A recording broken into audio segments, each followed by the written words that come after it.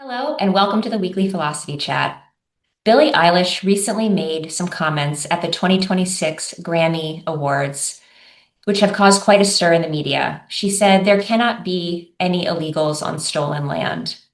Now, I don't want to take our time today to discuss the factual nature of these comments, nor do I want to get into a specific back and forth about immigration or colonialization. But what I would like to do is look at some of the macro issues that these comments pertain to and sit adjacent to through a philosophical lens. So let's jump right in. My name is Claire Foster, and I'm joined today by Dotan Russo. Thank you for having me, Claire. Thanks for being here. So, Dotan, these comments set off quite a stir, and I'm wondering from you whether we could talk about the idea of individual versus collective responsibility. Oh, yes, definitely. I think there's a lot to pack here because we are all living in an era, maybe it was always like this, but for sure that's the case now, where people are being identified and being held accountable based on what we attribute to the group that they belong to. And this raises all sorts of questions, philosophical and practical ones. Is it enough for an individual to be part of a group to be held accountable for the group actions? Is there such a thing as a group agency, or is it only just individuals that we can refer to? And what are the possible implications of this? And maybe even also, what is the reason that many of us tend to make this, to draw this connection between the individuals and the group that they are part of? Very often, just by as either a biological fact, they were born to a certain religion, or certain circumstances, random circumstances, they were born to a certain country in a certain country.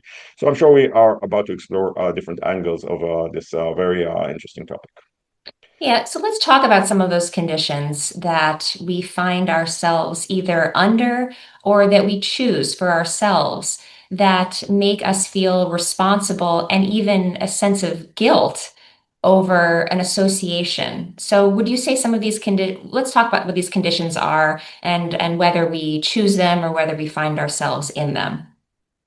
I would dare argue that for holding someone responsible or morally accountable for the group action, some criteria needs to be met. The first one we should ask ourselves, is he directly involved in causing the harm, assuming the group is committing a certain harm? Does he take active part in this? Of course, obviously, leaders or people in high positions that make the decisions will apply to this criteria. Secondly, we may ask if it is he is benefiting from the group harm. This is becoming a little bit more complicated because you can be benefiting from a certain group actions, policies, or even existence just by being part of it, regardless of the fact that you are involved in the decision making and the actions themselves. And the third one would be what kind of position you take regarding the group actions. These all these categories are very different ones that should be break down for us to evaluate the amount of accountability, moral accountability that we should um, uh, contribute to an individual regarding this. Yeah, so group actions. So this is interesting. So we've talked a bit about how we as individuals may feel a sense of accountability, which doesn't equate to guilt, and we should break that down and perhaps debate it. But then when we find ourselves under one or more of these conditions, where there may be some sense of group guilt, and how that changes our moral responsibility to act. Are we under a different set of, are there different responsibilities for us as individuals when we are agents of the action, the problem, the harm that we may or may not have caused, versus whether we're part of a group that has been identified to have caused harm? Yeah, I think that the answer is yes. I think that we are all as a factual thing, we're all parts of group, right? Our identity is very much connected to groups, different groups, by nationality, by religion, by culture, by connections, family connections, whatever that would be. And obviously, our ability to influence the actions of the group as a whole is sometimes very, very limited. And if we assume that just being part of a group consists with moral responsibility, then moral responsibility or moral guilt is being inherited just by the fact that you are part of a certain group. And I think most of us would not agree with this. First of all, because it doesn't necessarily make much sense. But moreover, if we actually accept this criteria, we are all to be blamed because it would be very hard to find a certain individual which is not part of a certain group that can be blamed for something, or maybe even big things, especially if you consider the accountability as one that is spread on a long time, on a long period of time. You mentioned Billie Eilish statement recently, who said that you cannot be illegal immigrant on a stolen land. So this, I think, emphasized this very well. What did she actually mean by this? There are 350 million Americans. They all should be held accountable for actions that committed 200, 300 years ago. When does it stop? What is the criteria? What are the requirements to hold someone accountable? And also, also practically speaking, it's more like it comes very often, and I think this was one of the reasons for criticizing Billie Eilish's statement, just as kind of a moral adversary or moral, it's not there's nothing real behind it, right? There's no real accountability. Everyone can say anything. It's very cheap, and that this by itself obviously doesn't exclude you. So there's also no way out of it, in a sense, right? Of the personal accountability because of the group. So I would say yes, definitely these two things are very much different. Yes. Yeah, I think what we're talking about is the idea of performative activism. Now, that's not to take away from Eilish's contributions in many other ways. And I certainly don't know and can't speak to all the ways that she may or may not have informed herself or contributed financially or otherwise to this cause or others. But in general, I think what we're talking about is sort of the idea that it, there's a sense of comfort, I think, when issues are really hard and they're really complex to simplify them. There's so many examples of this. Obviously, immigration is top of mind with this comment, but Israel and Gaza, racial prejudice within our country and around the world. These issues are very hard and they are complex and they have been around for a very long time. And they don't affect, they weren't caused by the people who are living with these issues now, and in many cases benefiting from these issues. So I think that what I get worried about when I hear comments like this and then panning to the audience and seeing everyone just giving this warm, enthusiastic applause is that we're simplifying issues that really need time and space to be thought through. And I get worried about these sort of binary simplifications, the oppressor, oppressed, these sort of things that we hear in the media about various topics. I think what these simplifications do is that they sort of create the just like in the oppressor oppressed, they create a group that is guilty, a group that needs help, and the people who are there raising their flag to sort of announce that a group needs help are then somehow relieved of their own guilt. And that's something that I would love to talk with you about. It's quite nuanced, and I don't think that the people who are saying these things necessarily feel that they are trying to do something bad. But in the simplification, it's almost a bit of a paradox. They're actually making problems much worse because there is a generalization about who is at fault and who should feel guilt. And again, when you are the one to stand up and say that this is how it is, and this is right, and this is wrong, you absolve yourself, even subconsciously, if not consciously, of your own guilt and your own role and the benefits that you have taken in some cases from the harm that has been historically caused. I think you're making some important points. First of all, at the beginning of what you said, you were trying to identify what are the reasons for this way of concluding from the group to the individual.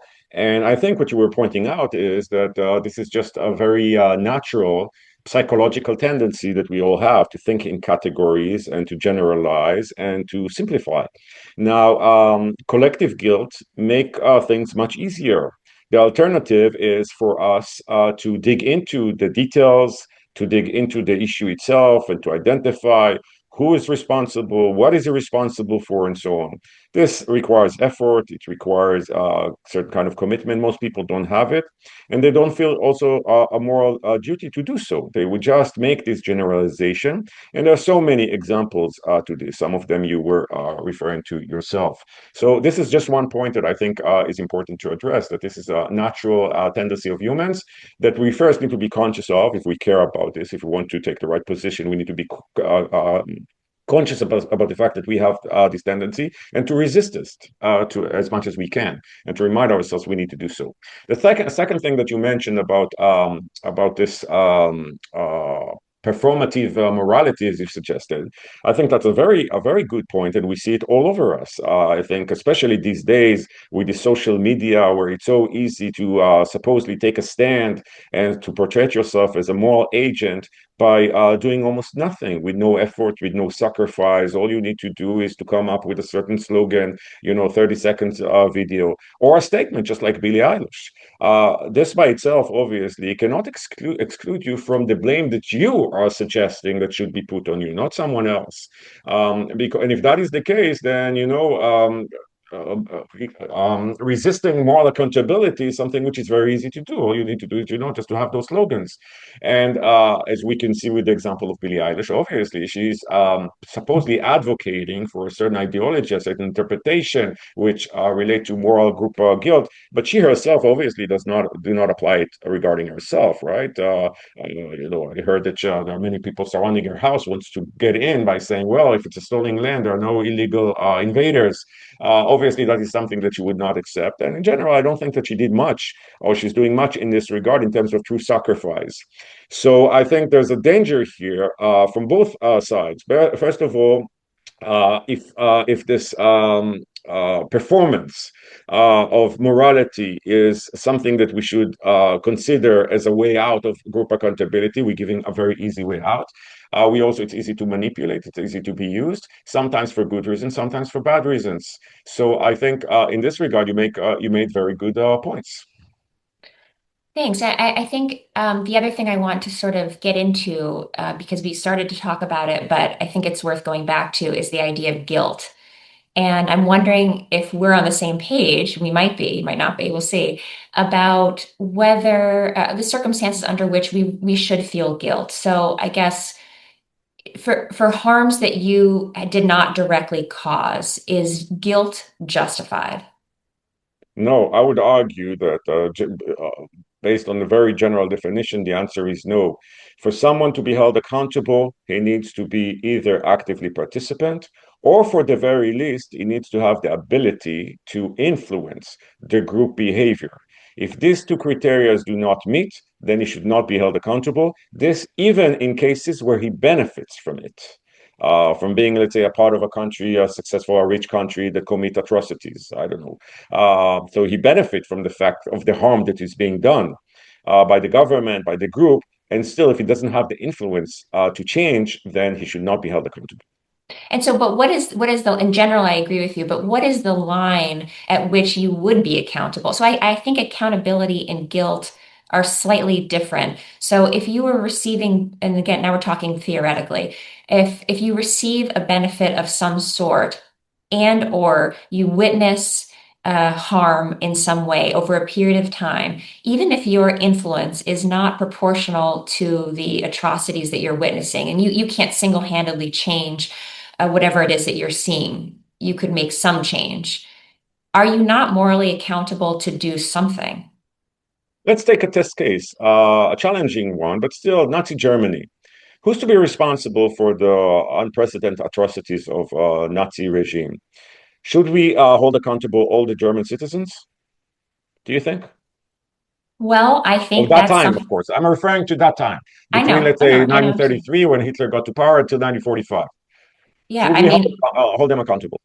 I, I mean, every single one. I'm not going to use the very binary that I've been arguing against the past several minutes to say absolute yes or absolute no, but I can't help but go back to Hannah Arendt's banality of evil. I mean, these are the conditions. Those who were the accountants or those who turned a blind eye in Nazi Germany, who might not have done the killing, but again, didn't actively help when they saw over time atrocities being carried out. Again, they might not have done anything that was against the law at the time, but I do hold them accountable because it is in the passivity that creates the conditions for this evil to not only exist but to thrive. So I do hold anyone who's turned a blind eye, and I would have to imagine that that would be most everybody. I don't want to generalize, but so yes, I do because those are the conditions that allowed for the evil to exist. If those conditions didn't exist, then the outcome perhaps would have been different.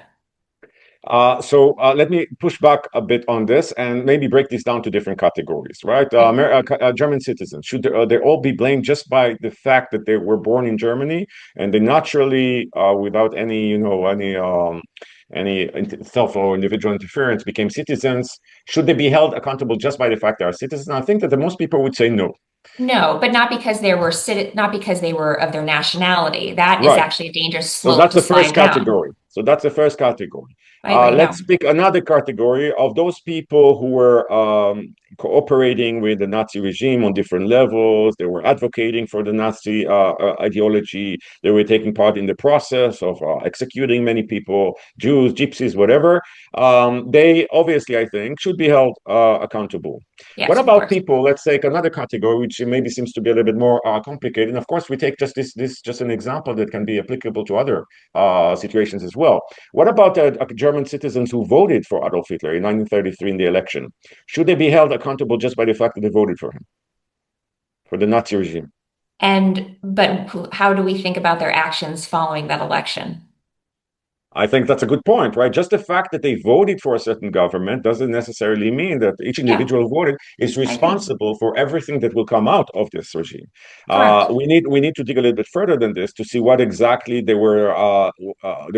what did they know when they voted and what did they vote based on what, right? Now the Nazi regime, obviously, they came to power, they changed the constitution, became a dictatorship, and there was a political terror. There was no possible way to resist the regime without paying a very heavy price. So there are many who voted for the Nazi regime who realized that this was a mistake. In fact, the main reason was an economical one when they were elected in a democratic election.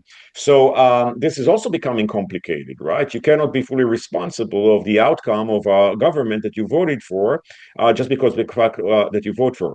Mhm. So we can see that things are becoming very, very complicated. Now let's move maybe to the last group. What about those who either voted or didn't vote, and yet they were exposed to the reality that emerged by the, Jews are being taken from the houses and disappearing and so on. Should we hold them accountable just because of the fact that they did not resist, actively resist? Yes.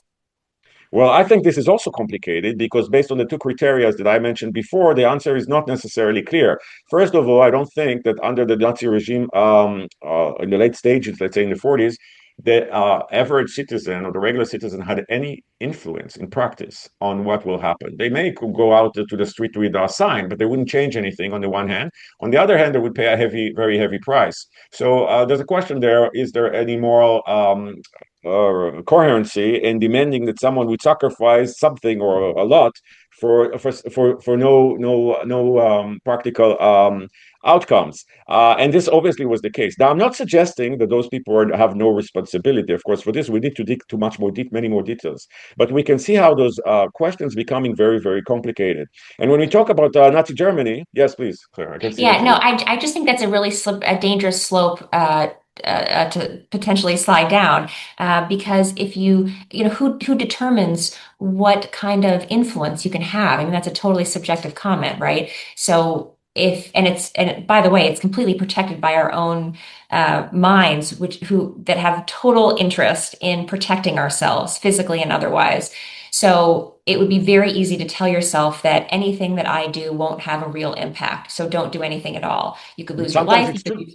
Sometimes it's an Absolutely. excuse But and that sometimes doesn't it is absolve true. you from your moral responsibility to at least acknowledge that you are accountable if you are actively witnessing harm or atrocity and time has gone on and you have any ability at all to make any small impact. I believe you're morally responsible to do so. There are many Americans these days who are very much against the Trump administration and in specific, let's say, the immigration policy, ICE, and so on. The vast, vast majority of them don't take active actions. Also, I think because they realize that they cannot really change. They themselves, as individuals, they cannot make a change. Maybe if it was up to them and they could actually, maybe sacrifice a certain element of themselves and change, maybe they would. But a lot of them just don't do it because they don't see the practical influence. And we can go even further. There's a very common argument, which is almost acceptable by everybody, that Israel was using collective punishment against the Gaza's people. In what way would you differentiate between the two? Hamas was elected by the Gazans people in 2005. They voted for him. It supported it. There's the vast majority of them, in accordance to polls, supported October 7th. So why is it a collective punishment and not a punishment to those people who are actually should be held morally accountable? Most people are not consistent in this regard. Most people would say, no, we should differentiate between the two. So how would you address this? Well, just to go back to to Trump, I think people do think that there is something that they can do, and I think people do generally take action. There are countless marches, groups formed, organizations put together. Uh, People within certain parties have tried to identify new leaders. So, I don't think that the measure of Isn't that success is performative morality to go to a rally, and to have to well, join it's at hard to sometimes say some kind of a within, party and to yeah, no, walk and that's there's fair. music and there's socializing? Isn't that kind of a performing morality? I think that could be a fair argument. It's hard to know what's in people's hearts, right? We've talked about this in other episodes. It's hard to know what people's intentions are, and intentions do matter in ethics. So I don't know the answer to that. And you actually bring up a good point, which is the social component of all of this. A lot of times Billie Eilish or just everyday person on the street who might be, waving a flag or whatever against Israel, supporting Palestine, what have you. There's a strong social component, an identity issue that you want to be a part of, like you said, a march or what have you, and to possibly consider an alternative, or that there would be nuance, or that there would be complexity to the issue that you are purporting to believe so strongly is a threat to your identity and the people that you socialize with, and going home at night and looking in the mirror and saying, I am a X and I am the kind of person that does Y. And that feels good to know that there is some consistency there. So I think that the social component actually plays a huge role in politics and in how we identify others' responsibility and our own. I think this exchange of ideas that we're doing now emphasize the challenge. It is much, much harder to dig into to analyze and to evaluate the personal guilt in a certain situation than just to attribute it to the individuals based on the fact that they are part of the category. And this exchange between us showed this very, very clearly, because if you are giving up this generalization of, between the group and the individuals, then the alternative would be will require much more effort, and most people are not willing to do so. And that is why people, I think, eventually tend to end up in this with this approach regarding group accountability. But I think the outcome, and one thing is that I think may be very disturbing to a lot of people, is that this generalization and this kind of I would call it sometimes lazy approach of seeing things in categories also leads to a lot of hypocrisy. You would hear a lot of people talking. For example, I go back to this example about Israel as a colonial state. Well, they themselves, they live in the US, in Canada, in Australia, and by the same standards, by the same group accountability. If you're actually applying it the same way, then you should come up to the same conclusions. Obviously, people don't do that.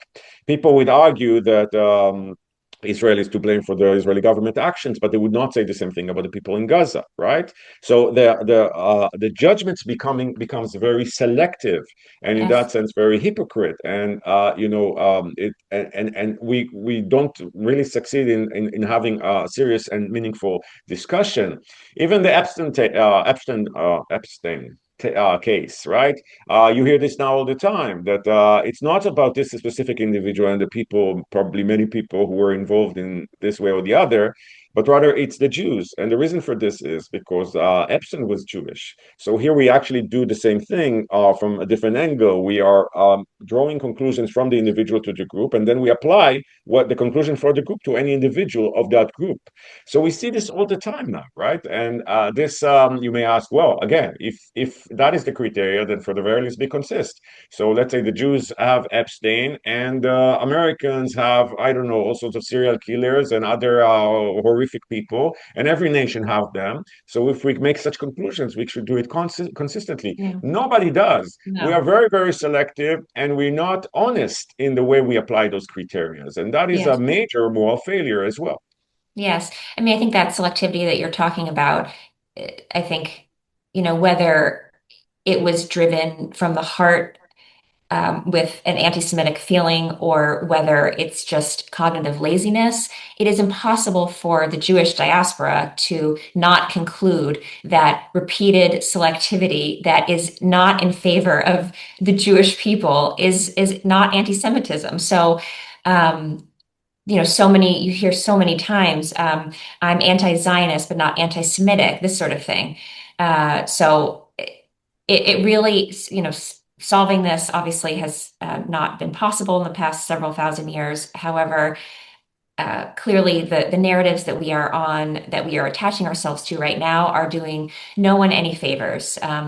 It is only sort of reinforcing traditional narratives, cognitive simplicity, and hate, right? And hate. And so, actually, I would love to know from your standpoint, as an Israeli, whether you can speak to, for those who are living there now, or from your own experience, how it feels to sort of hold these two feelings at once, that maybe you can acknowledge and even hate that so much heartache and death has occurred. I mean, I don't think there is anyone who would dispute the senseless deaths that have taken place in Gaza. It's obviously tremendous. So how are Israelis, and again, you can't speak for everyone, but I'm very curious about the tension between holding a sense of anger and sadness and even responsibility as part of a whole, um, with with also recognizing that the government that is in charge of the people that have been attacking senselessly your country are terrorists. And I feel like there's so much tension. I just would love to know from the Israeli point of view, how any of us can hold frustration, anger, perhaps towards our own government, but also maintain a sense of pride and individuality and a love for living and survival, in the same breath. How do we do that? I think first we need to acknowledge that despite our need, our motivation to simplify things, things are not always simple. Sometimes they're Mm. very complicated. And for us to actually have a good idea or to hold a certain position regarding complexity, we need to become familiar with the complexity, to acknowledge the complexity. And when you're referring to the specific war in Gaza, I would say that the war is a horrific thing. This is trivial. It's involved with a lot of suffer innocent people. And yet, this by itself doesn't necessarily always mean that a war or even the winner side that cause or inflict more suffer to the other side is the bad side. There are many examples for this. Going back to the Second World War, the Germans were facing many more casualties, including civilians, than any other nation in the world, other country. So, in that sense, and yet we don't think that the coalition, the Western coalition, the Russia and so on, were the evil side. So I think we need to separate between different things. I think that on a very basic level, I think that this war was inevitable, and invaded. There was no Inevitable. Yes, there was no other possibility. Any government, any state, any people would not react any differently to such atrocities as October 7. Anyone who says otherwise is not being honest. Once this war started, it was shaped by the conditions of this war, which were forced on Israel in the sense that Hamas, as a matter of strategy, made the civilians as much vulnerable as possible by protecting itself. And there was no possible way to target the Hamas militants without civilian casualties, no matter how hard Israel tried. And it Yep. did try. The other alternative is not to do anything, which means that the October 7 will repeat itself again and again. That is not an option. So no, I do not see any moral error here. Now, yet that doesn't mean that everything that was done is acceptable. Far from it. There were individuals, there were officers, there were mistakes, there were wrongdoing, and like in any war, in any society, there are criminals, there are psychopaths, there are people who are driven by hate, by racism. This is just a fact. And when you provide them with a gun and the ability and the authority to cause harm, they would cause harm. And Mhm. there are no exceptions to this in any war. The war in Vietnam, the war in Second World War, even that the war was justified. There were atrocities committed towards German people that should not have been committed. Now we need to separate between these things. So I'm perfectly okay with saying that this is a complicated matter on the principle level. I don't think that Israel should be held accountable, and therefore I don't think I'm supporting the actions of Israel on a macro level, right? And although I don't have any influence regarding this, I think that in that sense they're on the moral side. But in the context that we're discussing, the question is much more relevant for those Israelis or Jews who do not agree with this war. Let's assume that they have a completely different position. There are some obviously that think so. Then you may ask yourself, okay, should we, as an outside observer, should we consider all the Israelis responsible? And I think by the criteria that we just emphasized, the answer should be no, because the Netanyahu government is not supported by the majority of the people, and there's more than half of the population who does not support Netanyahu. So it didn't vote for him. Once Netanyahu is in control, the individuals, although there are many demonstrations and so on, cannot change anything. Not Israelis and not the Jews from the outside. They cannot truly change their policies. The only thing that they can do is to speak loudly, volume against Israel. But then I think this brings us again to the question: should this mean that just by doing so they exclude themselves from? If you think that Israel is to be the Israeli government to be blamed, should this exclude them from accountability? And I think if you're willing to accept this, then you are giving, on one hand, you are giving a very easy way out. And secondly, you are also promoting cases, many situations where people will just use this way out for personal benefits, not because of any moral compass, right? Just because of the hand claps that they will receive if they would be willing to do so as Jewish people. So I think this is a good example. And if you want to say, right, for all the viewers or anyone who hears us, if you want to hold Israelis to as accountable for all Israelis, for even the Jews, then you should be consistent and never again criticize Israel for collective punishment. Because if these two things correlate, then you should be consistent. Then the people in Gaza also would apply to the same criteria, and maybe at least the adults, of course, are not innocent. They are part of the Hamas, either by support, by silent, by cooperation, whatever that would be, and therefore they are legitimate targets. Yeah. So just to wrap up, just That's being, not my argument, of course, that they are yeah. legitimate arguments. The argument that if you hold such a position towards an Israelis, be consistent and say the same about the people in Gaza. So what would you say is the single, if you could, what is the single biggest driver behind why humans are unwilling or unable to be consistent in this way? Is it the social impact that we talked about? Is it the cognitive laziness? What can you identify the single biggest driver in your estimation? I think there are a few. Self-responsibility. People don't hold themselves responsible for the positions they are taking very often. They are very easy to hold a position without justification for it. Laziness, lack of critical thinking, joining the herd, right? Appeal to popularity fallacy, the known one. And basically, I would argue that these are the main reasons. All of them are, natural. They are very human. But from a philosophical perspective, from accountability perspective, from the reasoning and the critical thinking perspective, I don't think they stand. Yeah. Well, this is why we're doing this show on a regular basis to encourage others to engage in critical thinking and perhaps change their mind and see things in a different way and access ideas and people and news sources that they perhaps haven't in the past and expand their viewpoint. This is the whole point of why we're doing this. And so hopefully we've inspired others to do the same. Definitely. So thank you. Thank you very much again for Thank this you. discussion, Thank you so much. See you next time. for sure.